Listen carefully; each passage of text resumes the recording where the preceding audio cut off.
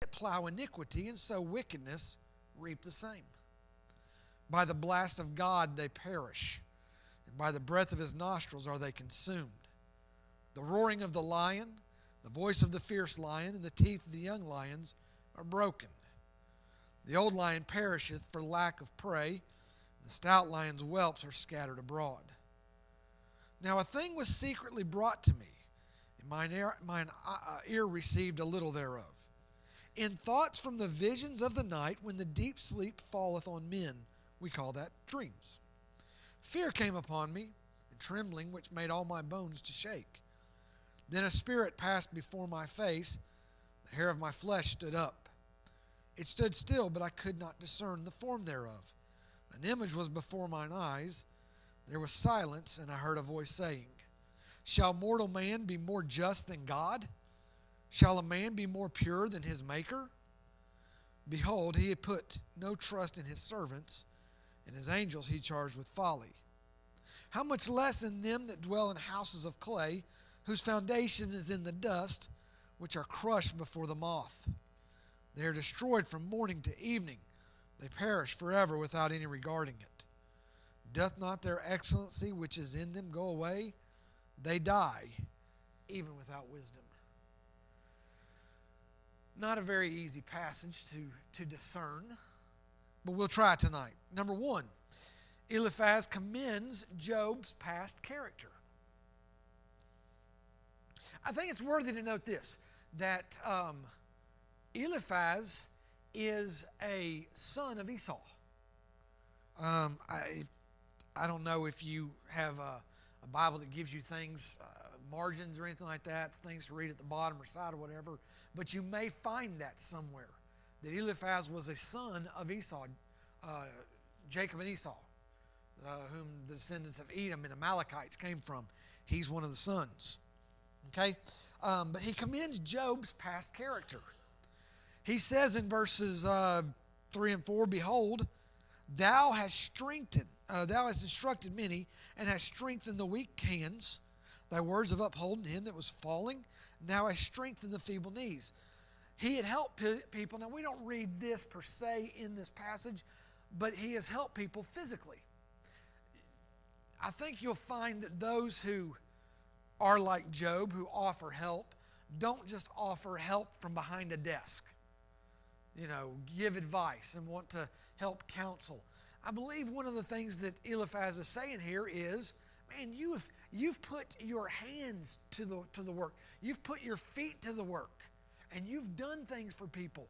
I think whenever it says you've strengthened the hand, that means you've helped people who couldn't. If you've ever driven by men in particular, I guess, if you've ever driven by somebody who was changing a tire on a car, whether it was a lady or an elderly gentleman, and stopped and said, hey, what can I do? Can I help you with this? And put hands and feet to the work. Not just, hey, you know what you ought to do? You ought to get the jack right there and put it under there and start turning that thing. And, when you get to the next thing, I'll tell you what to do. Nobody wants that unless you want to learn how to do something.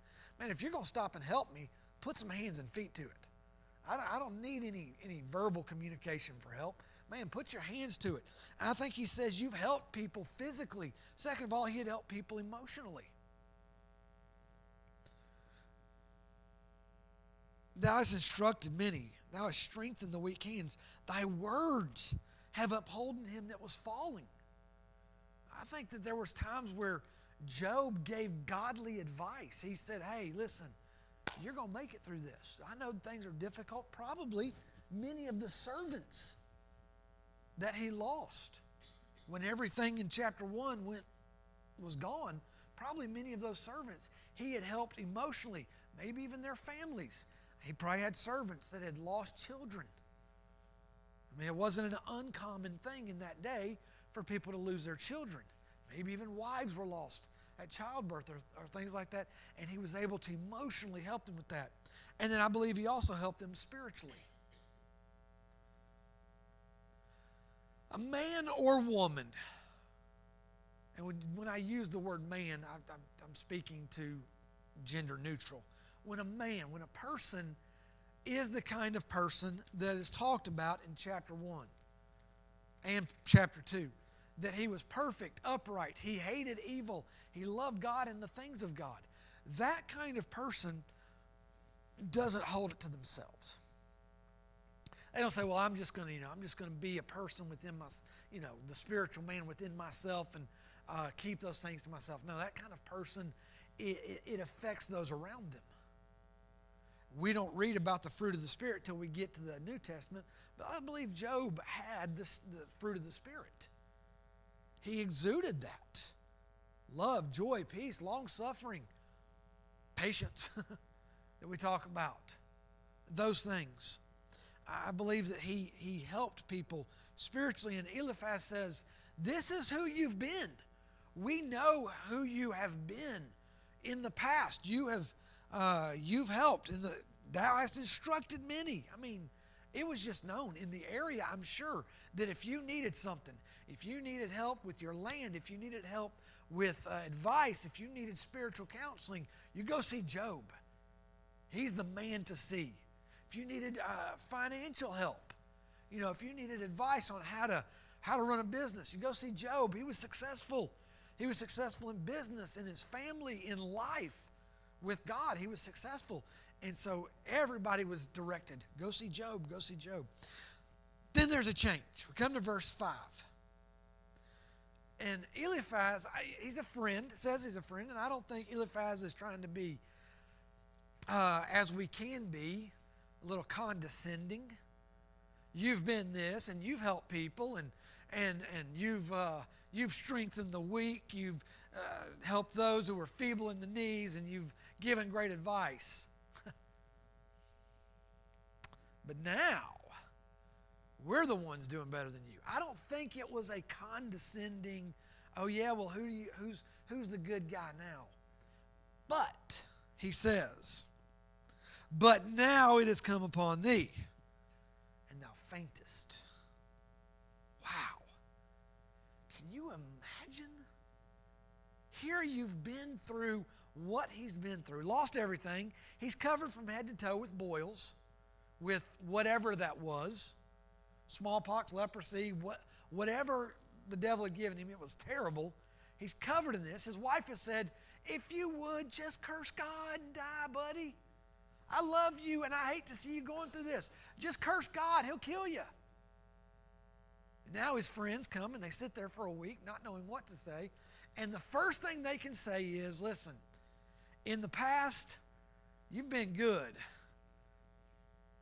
But it's not that way now. Letter A, you have failed. You have fainted, he said. He's saying you have failed.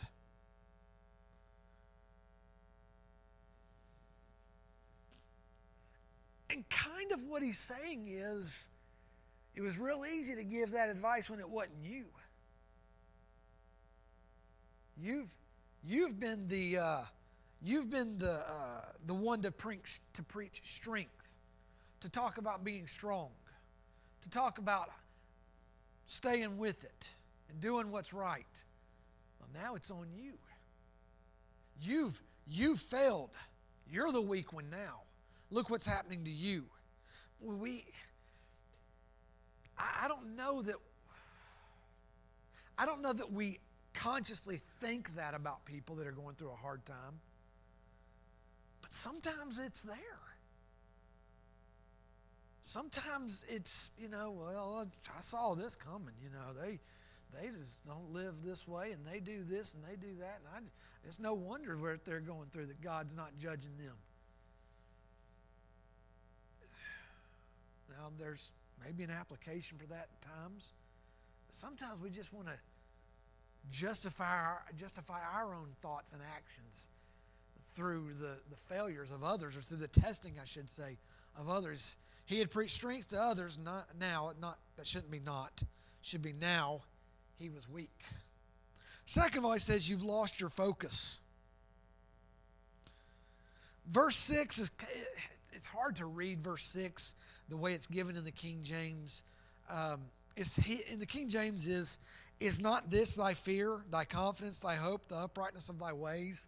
Now, we don't know what he's pointing at if he's asking that question. But it's more like It's more like he's saying it this way. What are you finding your confidence in now? Where's your confidence now? They looked at him and they saw him as stricken of God.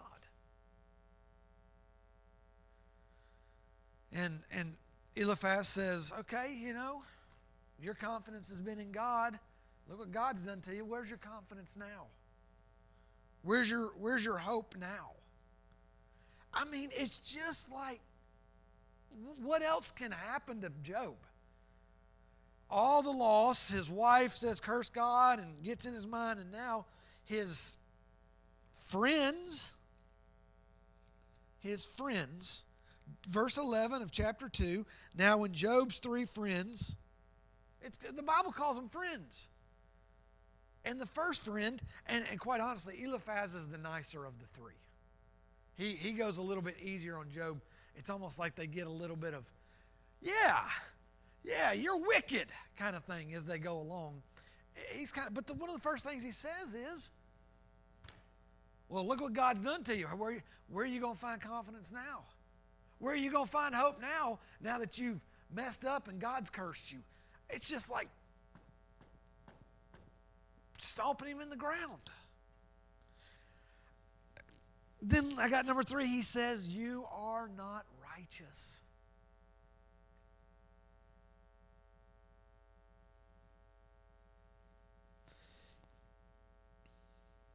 Verse 7. Remember, I pray thee, whoever perished being innocent. When have the innocent perished?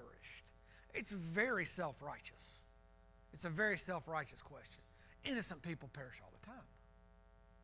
Innocent in thought, innocent in age, innocent in spirituality. They get tested, tried, cursed, I guess, maybe even. All the time they lose and they perish. He says the innocent are not punished. And then also in verse 7, or where were the righteous cut off? He's saying, you're not righteous. You go back to chapter 2, chapter 1. Hast thou considered my servant Job? There is none like him in the earth, a perfect, upright man, one that feareth God, and escheweth evil, hateth evil, loves me, loves the things I love, and he hates evil. And then this Eliphaz comes and says, where's your hope now? When were the innocent ever cut off? When did the innocent perish? And where were the righteous ever cut off? Well, he's not been cut off. He's not dead. He's not cursed of God. But, man, it's real easy for us to take that self-righteous attitude when we see somebody else going through a difficult time. It's amazing how our flesh works.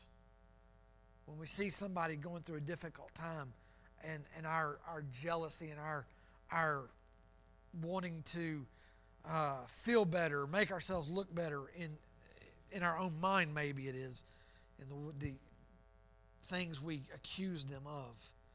And guilty, yes, guilty. He says the innocent are not punished. And he says, basically, they that sow iniquity reap destruction. I believe that's verse 8. Even as I have seen, they that plow iniquity and sow wickedness reap the same. Well, that's true. There's truth to that. But it's not necessarily an application in every situation. I think it's Matthew chapter 7, I believe it is. Verse 1 is a very popular verse among progressives, Christian progressives and progressive people, period. And the verse is, judge not that ye be not judged. And so it's been this idea that you're not supposed to look at people and judge them for who they are. Except that twice, verse 16 of chapter 7 of Matthew, and I believe verse 20. I think it's those two verses. Both say, by their fruit ye shall know them. And I've asked a number of people to explain verse 16 and verse 17 By their fruit you shall know them, without using the idea of judge. Whether it's a different word or not, the idea of judge. Because if you look at an apple tree and you see that it's producing apples, have you not made a judgment? A correct judgment, but you've made a judgment. Verse 1 is not referring to looking at people and saying, what they're doing is not right. Because you see this fruit, and if you see this fruit, there must be a root base that causes that fruit. Verse 1 says, don't look at somebody and cast an eternal judgment on them, an eternal damnation on them, without knowing their situation. And that's kind of what Eliphaz is doing. He says, you're reaping the fruits of wickedness in your life. And that's not true. And he says, God is punishing you.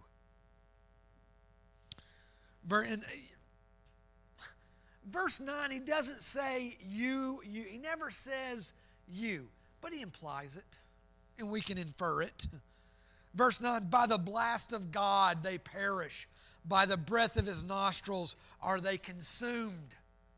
It says you're being punished of God. That's what's happening here. What do you do? What do you do with friends like that? You know, the old saying with friends like that, who needs enemies, right? Good grief, it's just the first guy, and he's already getting him. Then we see, number 3, Eliphaz conveys his vision. Verse 12, now a thing was secretly brought to me, mine ear received a little thereof, thoughts from the visions of the night, dreams, okay? He saw a spirit. Fear came upon me, trembling, I made all my bones to shake. A spirit passed before my face. He saw a spirit, and it seems it's not an illogical thing to draw the conclusion that it was a heavenly spirit because of what the voice says to him. An image was before mine eyes. There was silence, and then I heard a voice saying, shall mortal man be more just than God? The Spirit asked these questions. Can a man be righteous before God?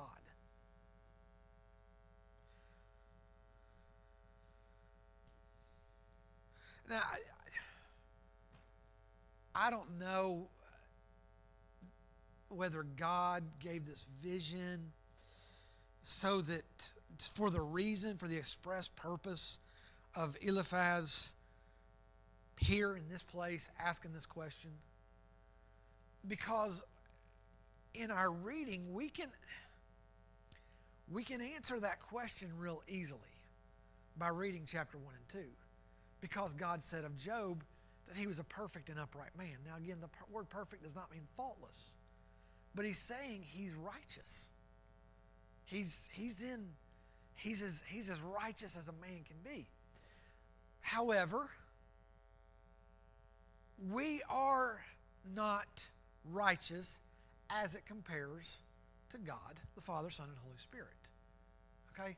In comparison to God, and that brings us to number 2, can a man be counted pure compared to God? It's like and whether the vision was exactly this, we just have to take it that if God included it, it must have happened, I guess. But it's like it's a further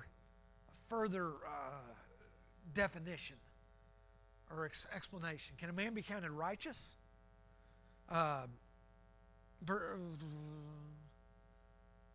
Shall mortal man be more just than God?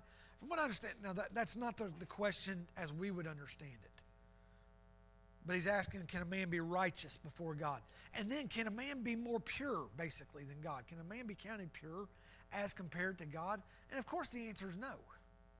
A man can't be counted pure. And so all of this is kind of driving into the very fabric of a man who would consider himself probably a pretty good guy. If God considers him righteous, I don't think that Job is walking around going, oh, I'm so right with God, I do this and I do that. They didn't have a Bible to do devotions with. They didn't have They didn't have apps on their phones that they could access and do that. I gave out to the teenagers Sunday morning. I gave out to the teens in Sunday school a great devotional that gives a guide to having your devotions every morning. And it's a great thing to work through daily devotions. They didn't have that in that day. They didn't have the apps on the phones and the email reminders, the daily verses that you get, you can subscribe to. They didn't have that. But he communed with God. And so if someone asked him, said, Job, how do you feel about your relationship with God? He probably would say, well, I feel like I'm right with God. I talk to him as much as I can. I try to please him. I try to do the things that he would want me to do. I hate the things of the devil and wickedness. However he would say it, God said it for him. And here Eliphaz says, you're unrighteous, and I saw a spirit. I saw a vision of a heavenly spirit that said, can a man be righteous before God? There you go. I mean, just taking a pounding. And the Spirit, he says, charges these things. Verse 18, and to further emphasize how unrighteous Job is, the Spirit reveals to him, behold, he put no trust in his servants. I've got this as number one. What the Spirit is saying is God trusted his angels, but they betrayed him. The word servants there has to do with heavenly beings. Satan. He trusted Satan, and Satan betrayed him. And the angels that were with him, they betrayed him. So God trusted him, trusted his angels, these angelic beings who have done, the works for God. And his angels, he charged with folly. He says he put no trust in his servants. His angels he charged with folly. He kicked them out of heaven, those angels. Now we come to this. How much less in them that dwell in houses of clay, whose foundation is in the dust, which are crushed before the moth. They are destroyed from morning to evening. They perish forever without any regarding it. Doth not their excellency which is in them go away? They die even without wisdom. Man, what a sad description of man. It says, man being much less than the angels is at his very best fragile.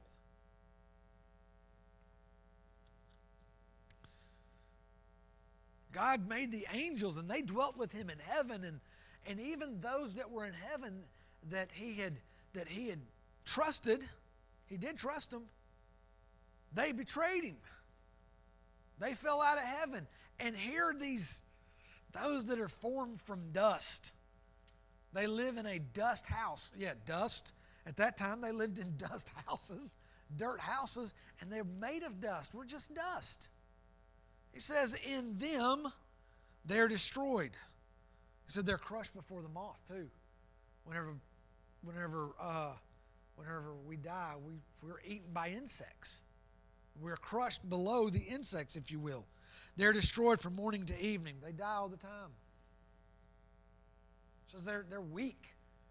So man, at his very best, physically, emotionally, spiritually, is fragile. And so Eliphaz is really encouraging Job here. Just hang in there, buddy. You're doing it. No, not none of that. You unrighteous piece of dirt. That's what he says in this. He says, you're unrighteous before God. Who are you, mister? And I don't want to read too much into his condescending, but it's hard not to take it that way. I don't want to excuse him, but man, he lays it on pretty hard. And we'll see the second half of his first address. Now, this goes back and forth through the book of Job. They kind of take turns on Job, and he defends, and then they take turns again, and there's several back and forths with that, and then God gets involved in the last few chapters. And we're going to go through the entire book so that we can get to those last few chapters is what we're doing. Lord, I thank you for your truth. I thank you for the love that you show to us. Lord, I thank you for your blessings upon us. Lord, I do think of the prayer requests that were made, those that are dealing with sickness and uncertainty, Lord, that you would work in their lives and restore health. I think of Don's mom and his sister, Lord, that are just going through a very difficult time right now. I pray that you would help them and help Don. I know that it's got a weigh on him that he cannot travel the way he would like to and be there for them and help in that way. And Lord, I pray that you would give him strength and give him peace in this time and give us a good week. May we serve you in a great way. In Jesus' name, amen.